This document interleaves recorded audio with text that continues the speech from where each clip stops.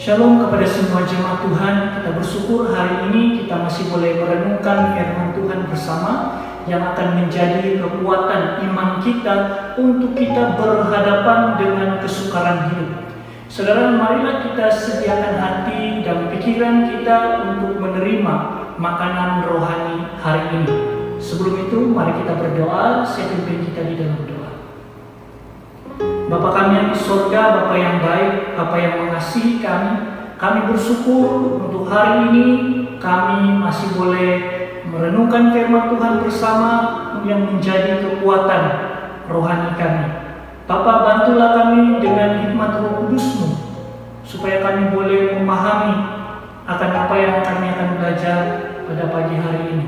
Terpujilah Engkau Tuhan, kami siap mendengar firman-Mu. Berbicara di tengah kami dalam nama Yesus Kristus, kami siap mendengar. Amin. Saudara dan saudari yang dikasihi Tuhan Yesus Kristus, tema khotbah hari ini adalah jangan hilang fokus di tengah pandemi COVID-19. Jangan hilang fokus di tengah pandemi COVID-19 yang didasari daripada Mazmur 142 ayatnya yang pertama hingga yang ke-8. Nah, saudara, selepas peristiwa Daud mengalahkan Goliat, Daud bekerja dengan Raja Saul sebagai seorang panglima tentara. Dan semasa Daud bekerja sebagai panglima tentara, Daud memenangi banyak pertempuran dan peperangan, sehingga ramai orang yang menyukai Daud. Maka cemburulah Raja Saul sehingga dia mau membunuh Daud. Padahal Daud tidak melakukan apa-apa kesalahan. Kemudian Daud pergi melarikan diri daripada Raja Saul dan bersembunyi di sebuah gua. Saudara, ketika di dalam gua tersebut, Daud menadah tangan kepada Allah dan berdoa seperti yang tercatat di dalam Mazmur 142 ayat yang pertama hingga ke-8. Mari kita sama-sama perhatikan Mazmur 142. Nyanyian pengajaran Daud ketika ia ada di dalam gua. Suatu doa. Dengan nyaring aku berseru-seru kepada Tuhan. Dengan nyaring aku memohon kepada Tuhan. Aku mencurahkan keluhanku ke hadapan-Nya.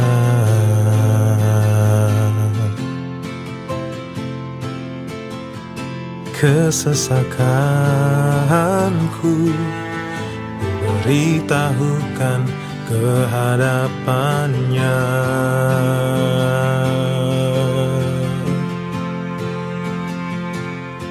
Ketika semangatku lemah lesu di dalam diriku, Engkaulah yang mengetahui jalanku, di jalan yang harus ku tempuh.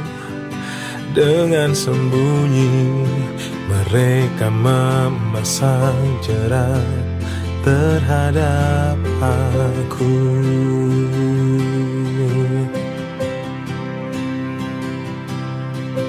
Pandanglah ke kanan dan lihatlah, tidak ada seorang pun yang menghiraukan aku. Tempat pelarian bagiku telah hilang, tidak ada seorang pun yang mencari aku.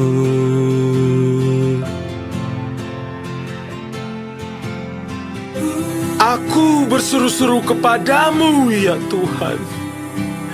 Kataku, Engkaulah tempat perlindunganku, bagianku di negeri orang-orang hidup.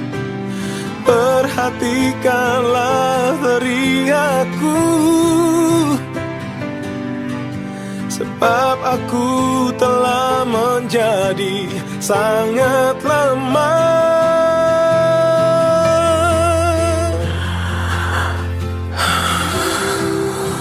Lepaskanlah aku daripada orang-orang yang mengejar aku, sebab mereka terlalu kuat bagiku.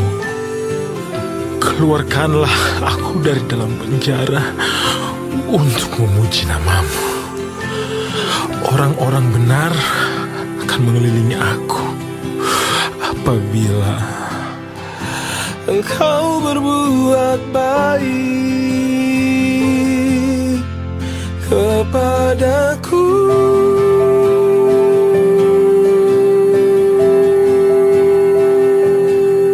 Saudara, perhatikan keadaan Daud ketika berada di dalam gua tersebut. Yang pertama, Daud mengalami ketakutan sehingga ia melontarkan keluhannya kepada Allah. Di ayat yang ketiga, Daud merasa sendirian dan tidak dipedulikan sehingga ia berseru kepada Allah. Di ayat yang kedua, kelima, dan keenam, Daud merasa pergumulannya atau situasi yang dihadapinya sangat berat sehingga ia memohon pertolongan daripada Allah. Di ayat yang ketujuh, dan Daud juga merasa terperangkap di dalam keadaannya sehingga ia memohon dibebaskan. Di ayat yang ke-8. Saudara, perasaan yang kita alami hari ini di tengah pandemi COVID-19 itu tidak jauh berbeza daripada apa yang Daud alami. Di mana hari ini kita juga merasa takut akan virus ini yang banyak memberi dampak negatif kepada kehidupan masing-masing. Kita takut jika kita dijangkiti dengan virus ini. Kita takut bagaimana dengan masa depan kita dan masa depan anak-anak kita. Kita juga takut jika kita kehilangan pekerjaan. Dan kita juga takut jika kita hilang sumber pendapatan. Kita juga merasa seperti sendirian dan tidak ada yang peduli atau tahu akan keadaan semasa kita berjuang di dalam kita menghadapi kesulitan hidup. Dan bukan itu saja, kita juga merasa berat akan situasi hari ini berkaitan dengan PKP. Semua pergerakan sosial itu terbatas. Kita tidak dapat beribadah bersama-sama di gereja, dan bagi pekebun yang kecil atau bagi mereka yang bekerja harian dengan majikan juga tidak dibenarkan bekerja. Dan jika ada ahli keluarga yang meninggal, yang tinggal di jarak yang jauh, saudara, ini sangat menyukarkan kita untuk menghadiri pengebumian ataupun melawat mereka, karena kita tidak dibenarkan berkumpul beramai-ramai. Saudara, kita juga merasa terperangkap di dalam situasi PKP hari ini tanpa kita bersedia. Wabah ini menyerang kita dan kita tidak pernah terpikir pun akan menghadapi situasi ini. Lalu kita berseru kepada Allah, memohon pemulihan dan pembebasan daripada wabah ini. Saudara, perasaan yang Daud alami ketika dia dikejar-kejar oleh musuh yang mau membunuhnya itu tidak jauh berbeza dengan apa yang kita alami di kala COVID-19 ini. Nah, namun pun demikian, apakah yang kita dapat pelajari daripada situasi Daud ini? Saudara, apa yang menariknya di dalam situasi Daud ini yang kita dapat pelajari hari ini, yang kita boleh jadi aplikasikan di dalam kita menghadapi masa-masa sukar adalah Daud tidak pernah hilang fokus kepada Allah walaupun dalam masa-masa yang sukar. Daud tidak pernah hilang fokus kepada Allah walaupun dalam masa-masa yang sukar. Saudara, pada waktu itu Daud merasa sangat terancam karena Raja Saul mau membunuh dia, sehingga kan memaksa Daud untuk bersembunyi di dalam sebuah gua. Di dalam gua yang gelap, yang sempit, sendirian, tidak ada makan dan minum. Tambahan lagi orang-orang yang di luar gua itu seperti memasang jerat untuk menangkap Daud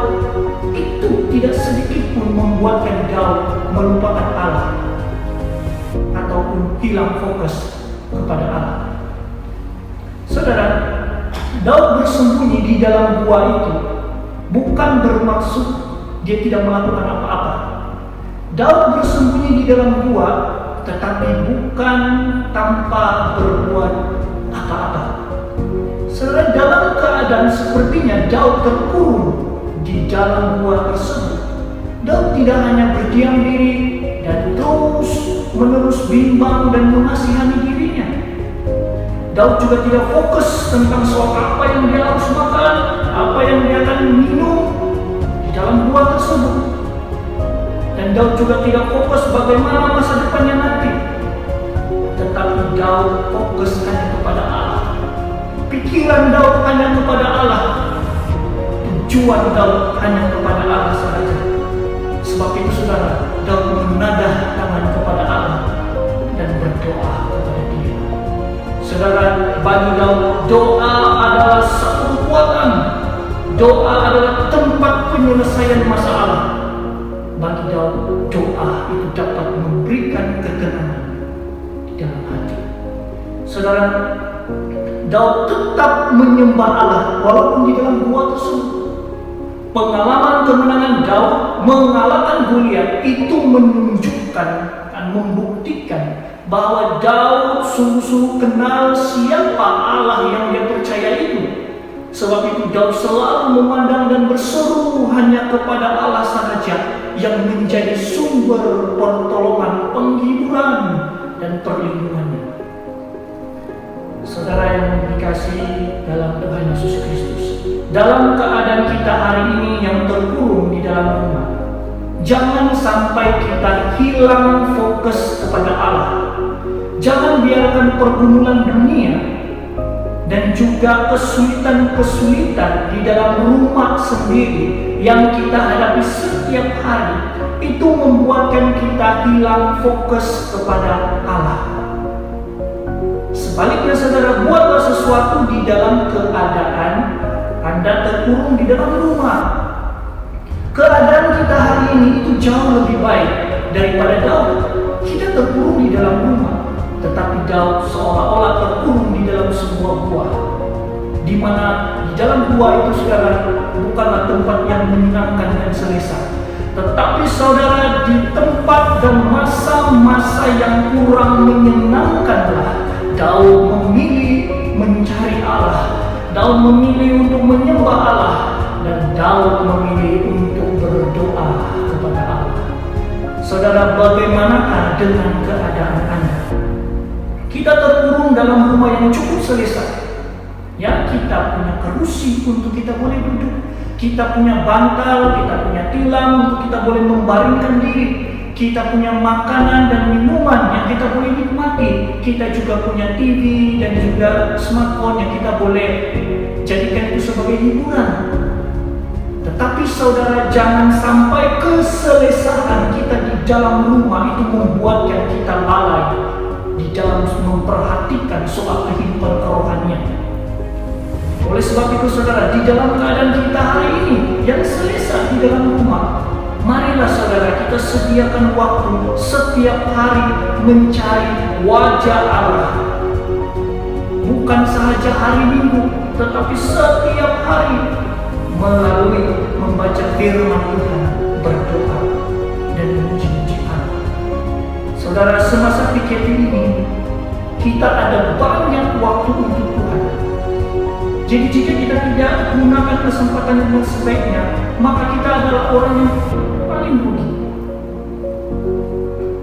Sebab itu saudara, ketika Anda membaca firman atau mendengar firman Tuhan, jangan hanya setakat melakukan itu kemudian melupakannya. Tetapi saudara, renungkanlah firman Tuhan itu siang dan malam. Ya, apa maksudnya merenungkan firman Tuhan siang dan malam? Saudara, merenungkan firman Tuhan siang dan malam adalah menghidupi firman yang engkau dengar dan yang engkau baca. Menghidupi itu sehingga itu sungguh-sungguh meresap di dalam jiwamu, dan itu terpancar di dalam perbuatan, perkataan, dan tingkah lakumu. Itulah maksudnya saudara menghidupi firman Tuhan. Contoh, firman Tuhan yang Anda baca atau dengar hari ini adalah bercakap tentang jangan khawatir. Nah, maka itu kita perlu sungguh-sungguh menghidupi firman itu dengan menyerap nilai daripada firman Tuhan itu sehingga yang membentuk pola pikir dan karakter kita. Jadi selalu berkata bahwa aku tidak perlu khawatir akan hidupku karena aku punya Allah yang setia, Allah yang penuh kasih, Allah yang penuh peduli akan memelihara hidupku. Sedangkan burung-burung di udara yang tidak menabur untuk keperluan makanannya pun dipelihara oleh Allah. Apalagi aku adalah anak-anak Allah yang dikasihinya, pastilah Allah akan memelihara hidupku. Dan bagianku adalah tetap percaya kepada Allah di dalam segala keadaan. Dan aku juga perlu bijaksana, yaitu dengan berjimat cermat untuk mencukupi diriku. Saudara, inilah pola pikir dan iman kehidupan orang Kristen. Mungkin ada timbul persoalan seperti ini.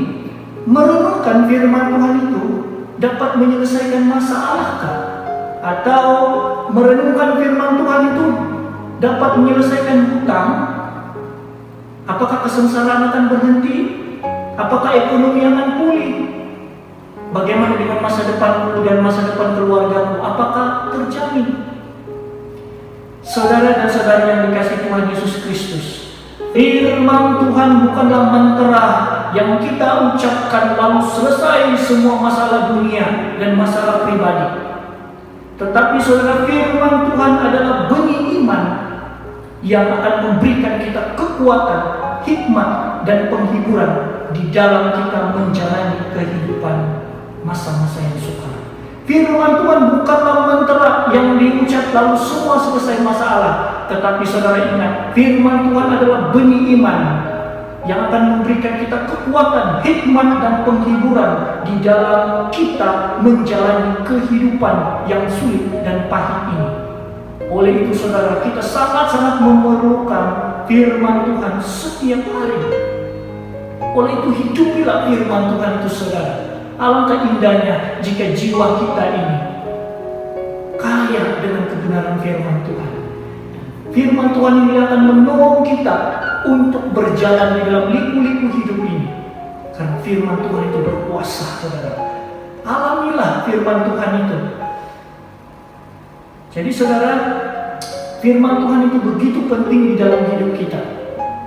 Dan saudara, Yesus tidak akan berkata bahwa manusia bukan hidup dari roti saja, tetapi setiap firman yang keluar dari mulut Allah dalam Matius 4 ayat yang keempat.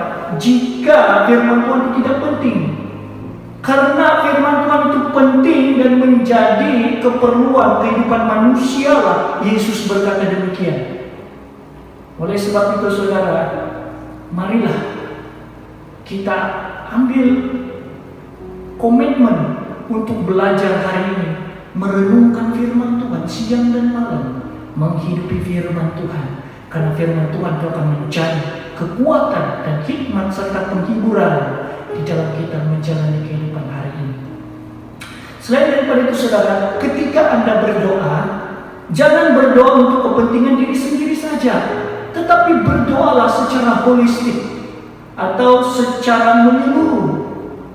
Berdoalah kepada dunia, doakan kepada pemimpin-pemimpin negara supaya mereka diberikan hikmat untuk menangani penularan wabah corona ini. Bukan itu saja saudara, berdoalah untuk barisan hadapan, staf nurse, berdoa untuk polis, askar, dan siapapun yang berada di barisan hadapan, berdoa untuk mereka supaya mereka diberikan ketabahan, diberikan perlindungan, kekuatan untuk mereka menjalankan tanggung jawab mereka. Bukan itu saja saudara, kita juga berdoa untuk orang-orang yang ekonominya terjejas akibat daripada PKP ini. Memang betul saudara, kita sangat terbatas untuk menolong semua orang. Tetapi saudara, doa itu tidak terbatas oleh ruang dan waktu. Kita boleh berdoa kepada Allah untuk menggerakkan orang-orang di sekeliling mereka, bermurah hati, menolong mereka, supaya mereka juga mengalami kecukupan seperti yang kita alami. Dan saudara, berdoalah juga untuk hamba-hamba Tuhan, supaya diberikan hikmat, diberikan semangat memberitakan firman Tuhan, walaupun di dalam masa-masa yang sukar. Dan jangan juga lupa berdoa untuk diri sendiri kita, supaya saudara kita tidak menjadi lemah, tetapi kita merespon cabaran dunia hari ini dengan selalu bersandar, bergantung harap kepada Tuhan, dan kita tetap berdisiplin di dalam kita memperhatikan pertumbuhan kerohanian kita. Saudara, alamilah Tuhan ketika Anda terkurung di dalam rumah hari ini. Seperti Daud, saat-saat dia berada di dalam gua itu, dia tetap memilih untuk menjadi penyembah kepada Allah. Sebab itu saudara, marilah kita menjadi penyembah di tengah-tengah kesukaran hidup hari ini. Apa yang menjadi masalah kita hari ini sehingga menghalang untuk kita bersekutu dengan Tuhan adalah mentaliti kita sendiri. Kita selalu berpikir dan sering menjadikan persekitaran di mana kita berada itu sebagai suatu alasan. Kita berpikir susah untuk bersekutu dengan Tuhan di rumah masing-masing karena ramai anggota keluarga, dan rumah kita sempit, dan tambahan lagi sepertinya ahli keluarga yang lain tidak peduli akan soal kerohanian. Dan bukan itu saja, ada banyak tuntutan-tuntutan kerja yang perlu dilakukan di rumah. Inilah cabaran atau alasan-alasan yang sering kali kita berikan. Saudara, jika Anda punya niat untuk bersekutu dengan Tuhan, tidak ada satu hal pun yang akan menghalang untuk Anda bersekutu dengan Dia.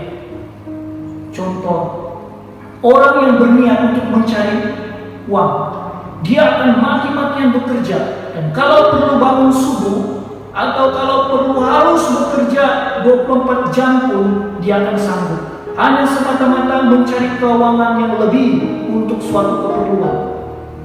Jadi persoalannya saudara adalah bukan tentang soal berapa banyak anggota keluargamu yang berada di rumah itu, bukan soal tentang rumah Anda luas atau sempit, bukan juga soal tentang banyak tuntutan kerja yang ada di rumah. Tetapi persoalannya saudara adalah apakah Anda mau atau tidak bersekutu dengan Dia? Apakah Anda mau bersekutu dengan Dia? Oleh itu saudara, bawalah ahli keluarga Anda bersekutu dengan Tuhan. Dan jika itu susah, maka Anda sendirilah yang masuk kamar, berdoa dan membaca firman Tuhan. Aturlah masa Anda yang paling sesuai untuk bersekutu dengan Tuhan. Saudara, jangan beriman dengan selalu memberi alasan. Ini bukan iman yang sehat, tetapi ini menunjukkan Anda tidak serius kepada Tuhan, dan Anda malas memberikan makan kerohanian Anda. Saudara, jangan tunggu keadaan yang selesa baru mau atur masa untuk bersekutu dengan Tuhan. Kalau dari masa-masa sulit pun Anda susah untuk mengatur masa, apalagi dalam masa-masa yang senang. Dan di dalam masa-masa yang sulit inilah suatu kesempatan untuk melatih kita bagaimana merancang dan mengurus masa dengan baik untuk Tuhan, supaya apabila dalam keadaan senang, kita akan lebih mudah mengatur masa kita untuk Tuhan. Saudara, kita harus pandang serius akan hal ini. Ambillah keputusan untuk mewujudkan kebiasaan yang baru di dalam perubahan norma kehidupan hari ini, yaitu dengan bersekutu dengan Tuhan setiap hari. Wujudkanlah suatu kebiasaan yang baru di dalam perubahan norma kehidupan hari ini, yaitu dengan bersekutu dengan Tuhan setiap hari. Saudara, percayalah bahwa selagi Anda fokus kepada Allah, Anda pasti akan mendapat kekuatan yang cukup untuk menghadapi realiti hidup yang susah dan pahit ini. Selagi Anda tetap fokus kepada Allah, Anda pasti akan mendapat kekuatan yang cukup untuk menghadapi realiti hidup yang susah dan pahit ini, saudara. Oleh itu, saat kita terkurung di dalam rumah, jangan terlalu fokus dengan apa yang kita hendak minum, apa yang kita hendak makan, atau bagaimana masa depan keluarga kita, atau bagaimana masa depan anak-anak kita. Jangan fokus itu, saudara. Fokuslah kepada Tuhan. Fokuslah kepada Allah yang menjadi sumber perlindungan, pemeliharaan dan berkat kita. Fokuslah kepada Allah yang berjanji bahwa Dia akan memelihara dan Dia akan menyertai dan tidak pernah akan meninggalkan kita. Fokus kepada Dia, saudara. Allah senang bila kita jujur dengan perasaan kita sendiri. Kita mengungkapkan pergumulan kepada Dia. Allah senang, saudara. Kita semua lemah. Tidak ada orang pun yang kuat menghadapi kesulitan hidup ini. Kalau ada orang pun yang sanggup dan mampu menghadapi kesulitan hidup, itu semua hanya karena kasih karunia Allah yang memampukan dia. Oleh sebab itu, saudara, luahkanlah segala pergumulanmu di hadapan Tuhan. Luahkanlah seluruh isi hatimu. Tuhan itu selalu ada dan siap mendengar segala keluh kesah kita. Dan saudara, kita percaya bahwa Allah pasti akan menolong kita sesuai dengan kehendak dan waktunya yang terindah. Oleh sebab itu, jangan putus asa, jangan fokus kepada jawaban-jawaban dunia yang sepertinya menyentuh masa depan kita, tetapi fokuslah kepada janji-janji Allah yang memberikan kita damai sejahtera, karena masa depan di dalam Tuhan itu penuh dengan pengharapan. Oleh sebab itu, saudara, jangan biarkan keadaan pandemik COVID-19 ini mencuri fokus kita kepada Allah. Sebaliknya, tetaplah memilih untuk menjadi penyembah. Di masa-masa yang sukar, tetaplah memilih untuk bersekutu dengan Tuhan walaupun di dalam masa-masa yang sukar. Karena saudara, di dalam hadirat Tuhan, kita akan mengalami kekuatan, dan kita akan mengalami penghiburan, dan kita akan mendapatkan hikmat semasa kita berjuang menghadapi masa-masa yang sukar. Amin, saudara. Semoga Allah menolong kita melalui masa-masa sukar hari ini. Mari kita berdoa. Saya pimpin kita di dalam doa. Bapa kami yang di surga, Bapa yang baik, Bapa yang mengasihi kami, yang menyatakan diri sebagai Tuhan Yesus Kristus. Kami bersyukur untuk firman-Mu hari ini yang mengingatkan kami supaya kami tidak hilang fokus di tengah-tengah masa sukar ini. Supaya kami tetap memandang Allah sebagai sumber kekuatan, perlindungan, dan juga hikmat kami. Oh Tuhan, bantulah kami di dalam kami menghadapi masa-masa sukar hari ini untuk selalu mengarahkan pandangan kami kepadamu, karena hanya Engkau sajalah yang dapat menolong kami untuk menghadapi masa-masa sukar hari ini. Terpujilah Engkau Tuhan. Terima kasih firman-Mu. Ini doa kami. Demi nama Yesus Kristus kami sudah berdoa. Amin.